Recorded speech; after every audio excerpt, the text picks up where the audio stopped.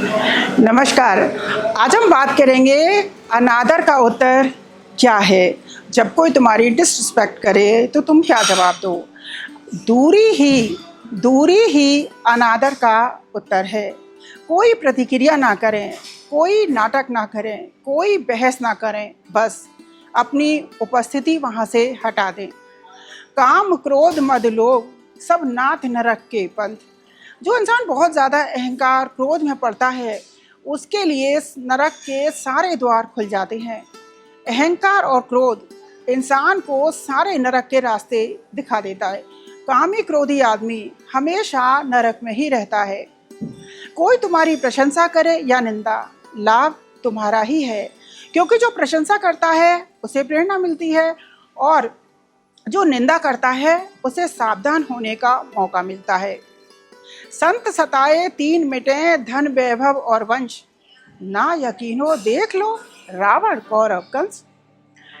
जो भी इंसान किसी भी संत की, किसी भी अच्छे इंसान का दिल दुखाता है तो वो हमेशा परेशान ही रहता है।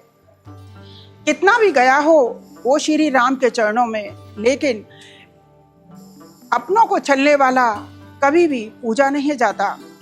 अपनों को छलने वाला कभी पूजा नहीं जाता।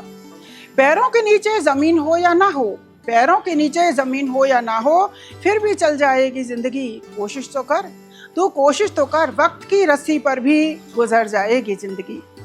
एक बार एक वेश्या थी, वो बहुत खूबसूरत वेश्या थी। हर कोई देखकर उसे मोहित हो जाता था।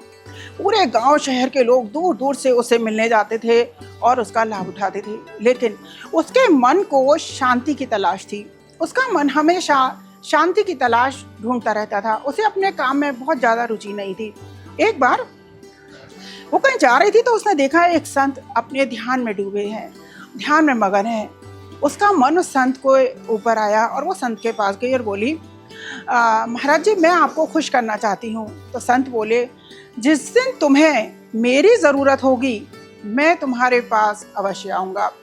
तो उस वैश्या को लगा शायद इस समय संत को मेरी ज़रूरत नहीं है, इसलिए ये मेरे को ऐसे बोल रहे हैं।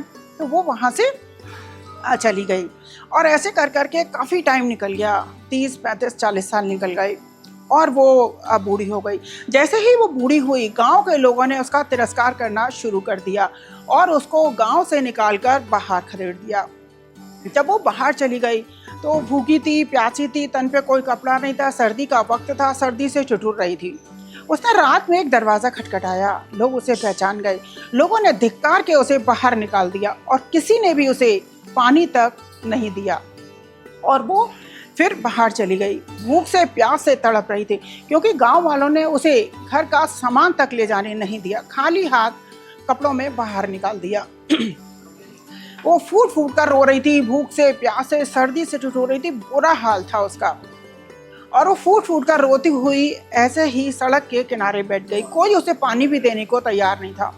फूट फूट के झुके वो रो ही रही थी, तभी उसके पास एक व्यक्ति आया।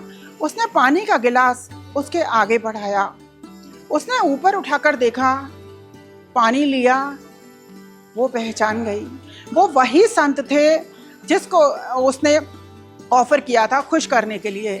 और संत बोले, देखा, मैंने कहा था ना, जिस दिन तुम्हें मेरी ज़रूरत होगी मैं तुम्हारे पास अवश्य आऊँगा। वो वेश्या फूट फूट कर रो पड़ी और समझ गई कि सच्चा प्यार क्या होता है। जब सारे दरवाजे बंद हो जाते हैं तब भगवान कोई ना कोई द्वार अवश्य खोल देता है।